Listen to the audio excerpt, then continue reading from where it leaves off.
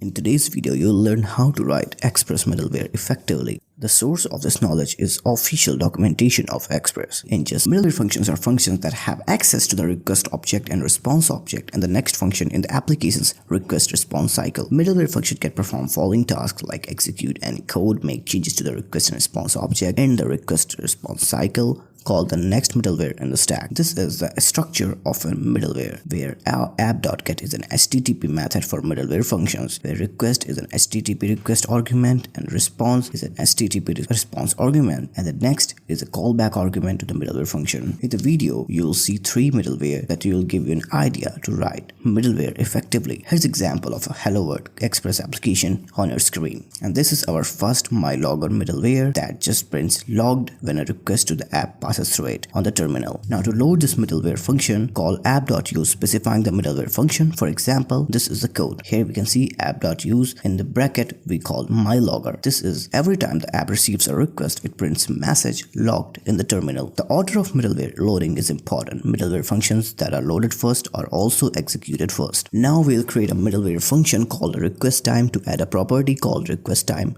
to request object. The app now uses request time middleware function, also the callback function of the root path uses the property of middleware function. When you make a request to the root of the app now displays the timestamp of your request in your browser. Finally, we'll create a middleware function that validates incoming cookies and sends a 400 response if cookies are invalid. Here's an example of the code. Here we use cookie parser middleware to parse incoming cookies off to request object and pass them to our cookie validator function. If you need your middleware to be configurable, export a function which accepts an option, object, or other parameters, which then returns middleware implementation based on your input parameters. Here's the code. The middleware can now be shown as below. Now the middleware can be used as in the code. So this was a brief guide to use middleware in the Express.js.